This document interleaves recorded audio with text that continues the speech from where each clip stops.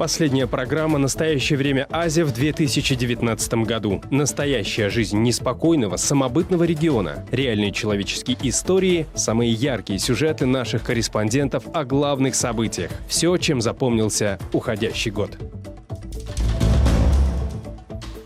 В эфире информационная программа «Настоящее время Азия» в бишкекской студии я, Шавкат Тургаев. Здравствуйте. Сегодня мы подводим итоги уходящего года. Очень сложно выделить какое-то одно событие в каждой из 5 стран нашего региона. Скорее, мы напомним о том, что более всего повлияло на наши страны в 2019 году. Казахстан – крупнейшая страна Центральной Азии. Прошлой зимой после пожара, в котором заживо сгорели 5 детей одной семьи, в стране начались массовые социальные протесты. Люди требовали кардинальных изменений в социальной сфере, выдвигались политические лозунги. Полиция жестко реагировала на несанкционированные митинги. Сотни человек были задержаны. В марте Нурсултан Назарбаев внезапно объявил о своей отставке. Началась стремительная предвыборная кампания, которая закончилась победой Касым-Жомарта Токаева на внеочередных выборах главы государства. Он обещал реформы, однако митинги не прекратились и после выборов. Все это время власти страны препятствовали работе независимой прессы. Наш корреспондент Шолпан Разбекова и оператор Павел Энгельгард всегда были в самой гуще событий. Вот, наверное, самый показательный их сюжет, который лучше всего характеризует уходящий год в Казахстане. Первые откровенные атаки на журналистов, так называемых «тетушек», начались во время весенних митингов. Тогда группа лиц мешала снимать корреспондентам задержания на акциях протеста в Алматы и Нур-Султане. Эти люди использовали газеты, требовали у журналистов не снимать негатив, а некоторые даже пытались спровоцировать драку. Не мешайте работать. Убери руки от камеры. Кто? Не надо камеру. Я журналист, руки убрал.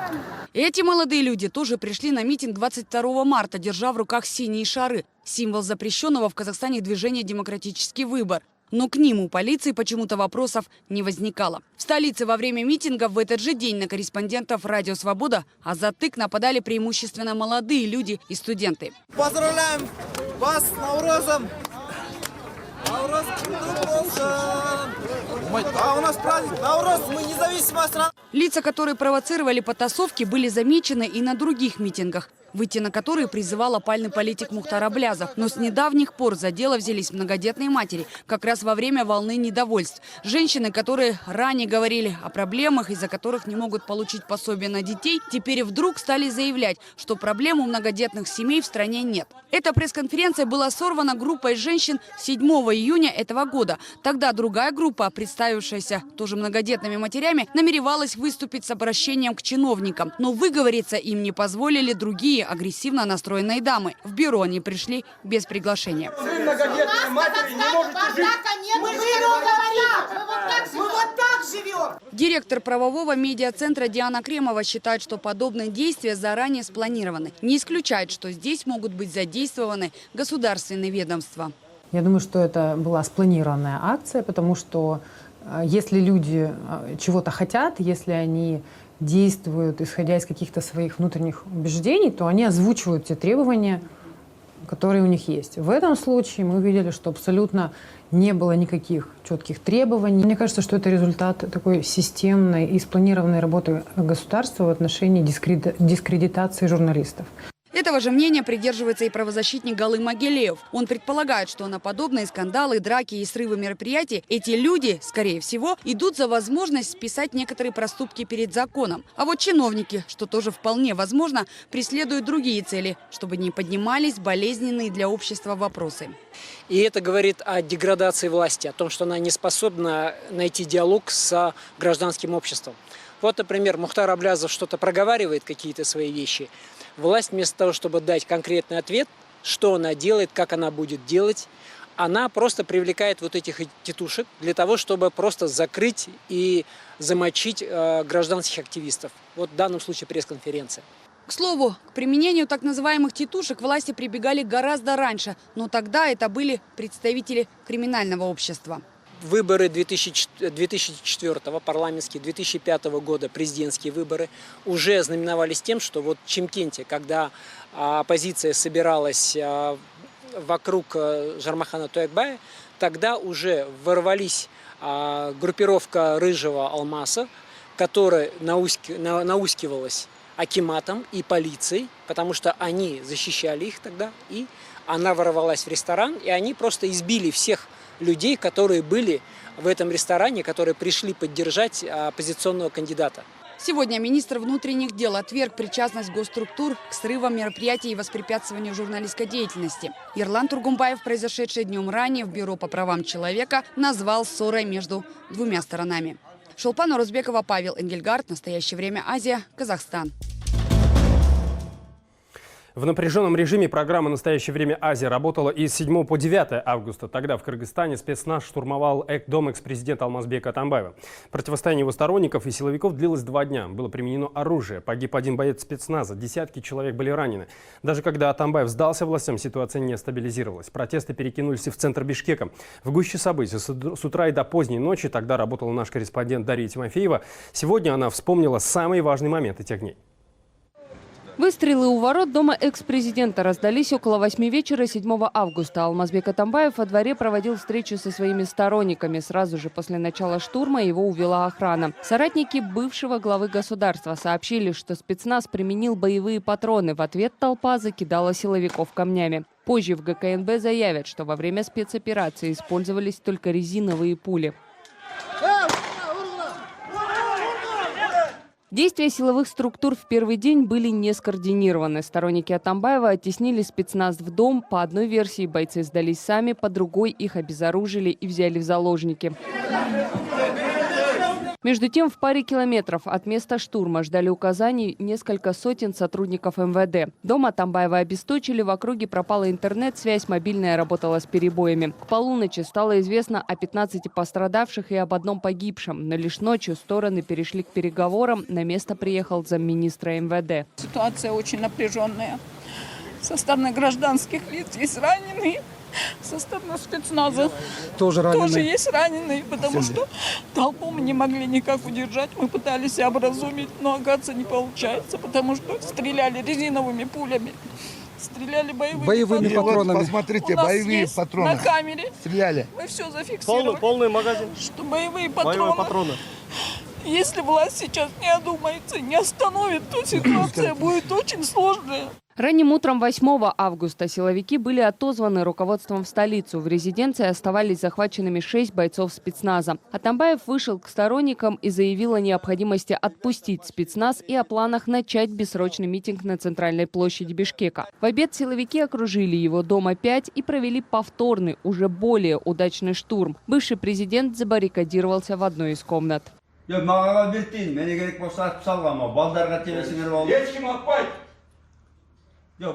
Если надо, можете застрелить меня. Главное, не трогайте ребят. Вы не будете трогать парней и девушек. После переговоров Атамбаев сдался. Вечером его доставили в СИЗО ГКНБ. Сторонники отправились за ним в город. На центральной площади они перекрыли дорогу. Позже начались столкновения с милицией.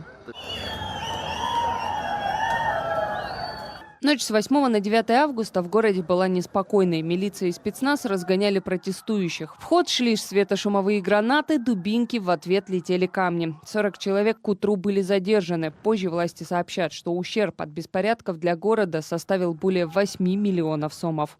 Дарья Тимофеева, Самат Алышбаев, Азат Интымаков и Тимур Тимаев. Настоящее время. Азия. Кыргызстан.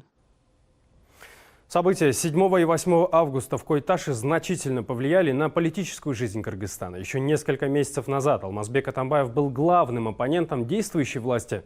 Теперь он подсудимый и уже 4 месяца находится в СИЗО ГКНБ. Ему предъявлено уже 14 обвинений, многие из которых в особо тяжких преступлениях. Соратники Атамбаева либо задержаны также, либо проходят свидетелями по этим уголовным делам. Также был снят с поста замминистра МВД, который вел переговоры с Атамбаевым. Курсана Асанова обвинили в предательстве интересов кыргызской милиции.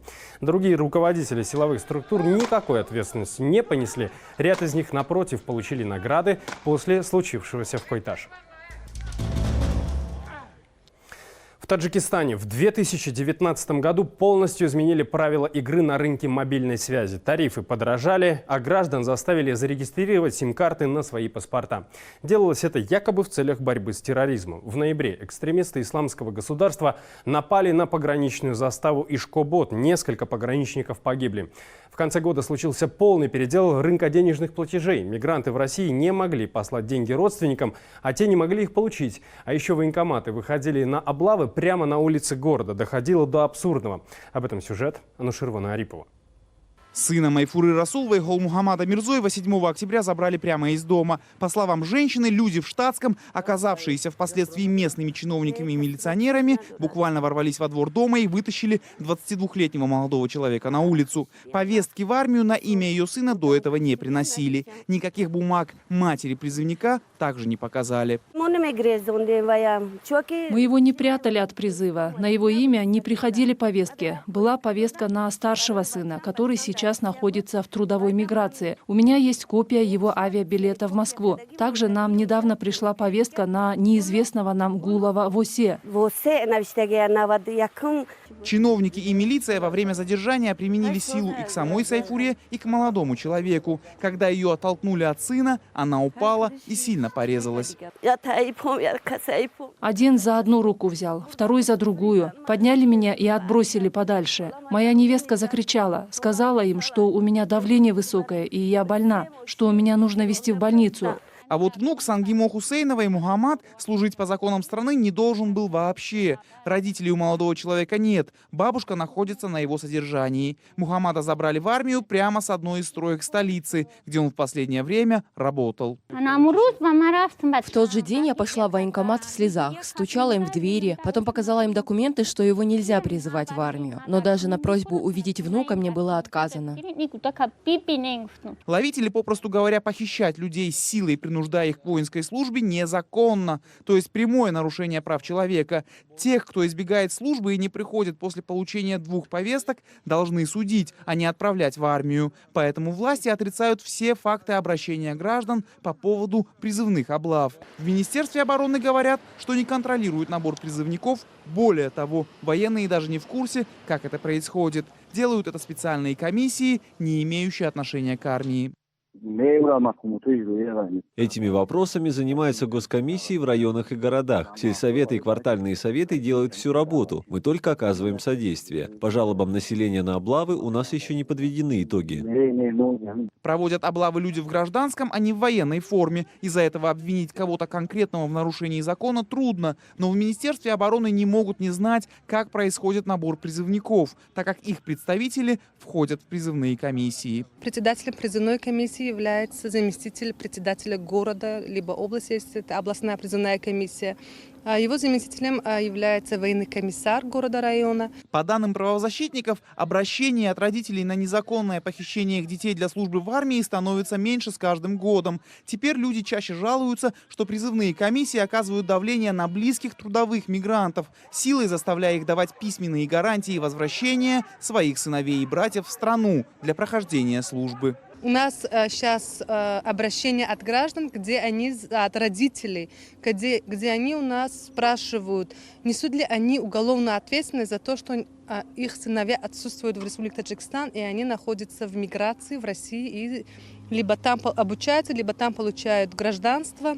Многие годы в Таджикистане планы по призыву в армию выполняются досрочно. До конца месяца еще почти 3 недели, а некоторые комиссариаты уже отчитались о выполнении поставленных задач. Например, Горно-Бадахшанская область страны уже завершила призыв. С чем связаны столь высокие показатели, непонятно.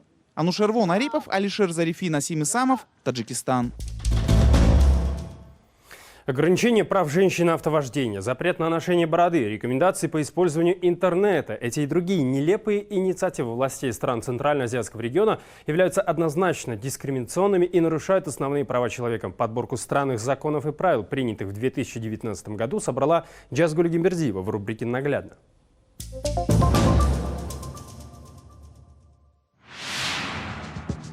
В одной из самых тоталитарных стран не только Центральной Азии, но и всего мира, Туркменистане, инициативы властей обычно исполняются без обсуждений. Так было и с ограничением прав женщин на вождение машин. Им запретили ездить по центральным улицам Ашхабада. С начала 2019 года в сети появлялись сообщения о задержаниях женщин, управляющих авто. Дорожная полиция отбирала у них права прямо на главной столичной магистрали. Там, к слову, расположены дворец президента и другие правительственные здания. Из закрытого Туркменистана также доходит информация, что теперь женщинам стало намного сложнее получить водительское удостоверение или поменять старый образец документа на новый. Преследование женщин за рулем и ограничение их права на автовождение власти Туркменистана никак не комментируют. Казахстанцы в этом году регулярно оставались без доступа в интернет. В стране с февраля 2019 года проходят стихийные митинги. Массовые акции протеста сопровождаются блокировкой соцсетей, независимых интернет-сайтов, а также отключением мобильной связи. Особенно часто интернет оказывается недоступным по вечерам. Именно тогда свои выступления транслирует лидер запрещенного движения в стране ДВК Мухтар Аблязов. То, что мы наблюдали в Казахстане, было весьма необычно. Это технический прием Just-in-Time Blocking, то есть своевременное блокирование, метод быстрого реагирования, который обычно координируется из единого центра. Он позволяет властям отключать доступ к социальным сетям, основным каналам коммуникации по всей стране. Госорганы продолжают заявлять, что не имеют к массовой блокировке интернета никакого отношения. Президент Касым-Жомарт Токаев после июньских выборов, которые также сопровождались митингами, массовыми задержаниями и отключением связи, обещал разобраться, но после этого к вопросу не возвращался. В 2019-м Комитет по делам религий Таджикистана распространил инструкцию для пользователей соцсетей. Это целый серьезный документ. В нем гражданам объясняют, что можно, а что нельзя делать онлайн. Предлагаю послушать один из пунктов.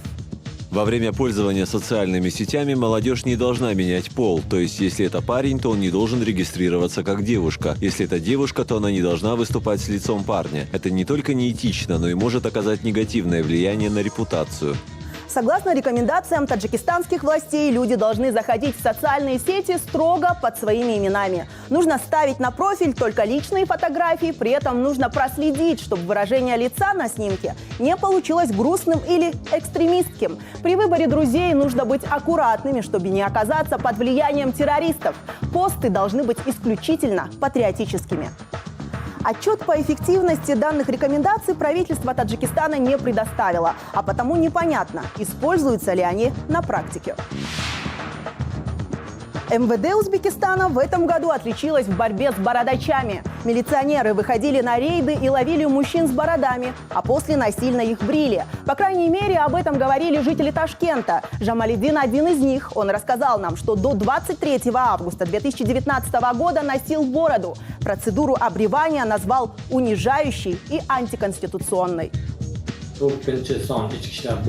Меня остановили сотрудники внутренних дел и отвезли в 4-е отделение. Там было много людей с бородой. Всем сбривали бороду. Я сказал им, что только силой могут меня заставить сбрить бороду. Но несмотря на мое сопротивление, мне там сбрили бороду.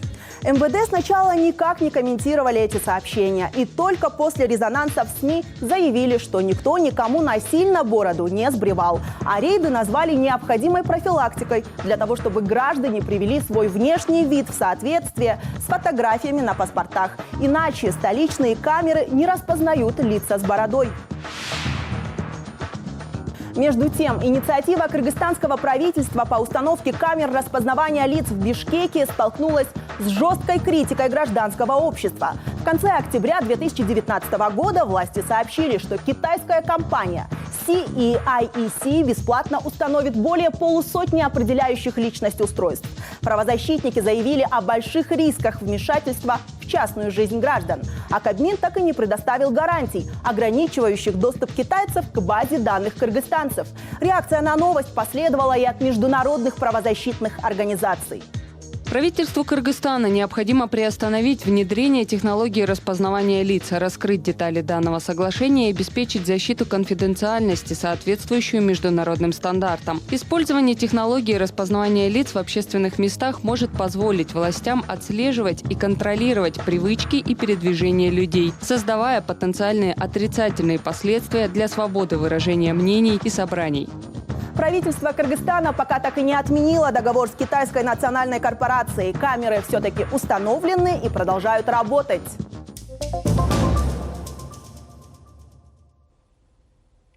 Благо, мир не без добрых людей. В уходящем году мы впервые рассказали о детях из бишкекских трущоб. У многих из них отцы уехали на заработки в Россию и трудятся там, а матери перебиваются случайными мизерными заработками. Этот наш репортаж посмотрели сотни тысяч людей. Многие из них действительно помогли этим детям. Их историю рассказал Джибек Бегалиева.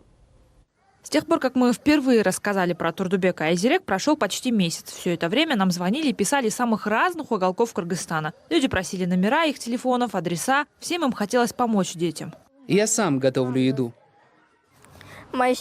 Когда я вырасту, я куплю ему машину и двухэтажный дом. Но и сотен людей, готовых помочь в этот неприглядный район Бишкека, приехали немногие. Вот эта семейная пара, которая не захотела называть свои имена и показывать лица, привезла семье маленького Турдубека холодильник. Они же выплатили кредит его мамы за последние 3 месяца. В новой комнате Нурзат и ее сыновей уже не так темно и тесно, а в коробках теперь есть еда. Вначале были люди, которые помогали деньгами, и мы сумели переехать в новую комнату. Есть такая поговорка: сегодня есть, а завтра уже может и не быть. Люди же не будут помогать мне постоянно. Я решила стараться для детей, подняться и развиваться самой. Люди, которые нам помогали, сыграли в этом большую роль. Много чего в их семье за это время случилось впервые. У Нурзат появился настоящий смартфон. И она впервые почувствовала, что не одна, что есть совершенно незнакомые люди, которые хотят помочь. А еще первый раз в жизни ее сыновья увидели Кыргызское море Ысык-Куль. Первые 3 дня были хорошими, погода была замечательная, а потом стало холодно. А еще мне не понравилось то, что там разделяют берег озера. В пансионатах подороже пляжи хорошие, а в дешевых пляжи неухоженные. Но озеро мне в целом понравилось. А вот его соседка Айзерек только собирается на Ысык-Куль. Так же, как Турдубеку, ей организовали там бесплатный отдых. Эту поездку Айзерек очень ждет. Но еще больше она ждет начала учебного года. Все эти обновки ей купила неизвестная девушка, которая пригласила детей в большой торговый центр и накупила им подарков. Сегодня Айзерек и Турдубек с братьями и сестрами пришли сюда снова. Их доброй волшебницей оказалась девушка, семья которой владеет этим комплексом. Мне понравилось играть на горке. В прошлый раз нас забирал Данияр Байке. Мы приехали в 2 часа, а уехали в 7. Мы очень долго играли. Нам понравилось. А еще те, кто устроил все это, обещали купить детям одежду к школе. Собрать тетради, ручки и карандаши для них решили бишкекские волонтеры. Так что в этом году Турдубек и Айзерек, возможно, впервые пойдут, как все остальные дети, в новых нарядах и с полными портфелями. Джибек Бегалиев, Азат Интымаков. Настоящее время. Бишкек, Кыргызстан. До Нового года остались считанные дни. Уходящий год был богат на самые разные события. Жители стран Центральной Азии поделились с вами своими ожиданиями от грядущего года. В новом году Казахстану я хотел пожелать только справедливости и справедливого отношения к гражданам, к своим гражданам. Желаю Кыргызстану меньше коррупции и больше процветания. С Новым годом вас! В 2019 году был запущен 2-й агрегат Рагунской ГЭС. Я желаю народу, чтобы в следующем году был запущен еще 1 агрегат. Я поздравляю народ с Новым годом и желаю, чтобы в 2020 году в стране был избыток электричества. Хочу всех поздравить с наступающим 2020 годом, пожелать всем мирного неба, здоровья, счастья, семейного благополучия, процветания нашей стране. Любимый Кыргызстан, с Новым годом! Желаю тебе всего наилучшего, чтобы наша страна, в конце концов, стала самой передовой страной мира. Я желаю своей стране, чтобы был мир и согласие, спокойствие в нашем Казахстане. Всех с наступающим Новым годом! В Новом году всем самое главное мира в нашей стране, всем нашим людям. Весь народ Таджикистана поздравляю с новым 2020 годом. Я желаю, чтобы все хорошее и доброе, что было в уходящем году, перешло в Новый год. Такими событиями запомнился уходящий 2019 год. С вами мы увидимся уже в новом 2020 году. Я желаю вам всего самого доброго. До встречи в эфире.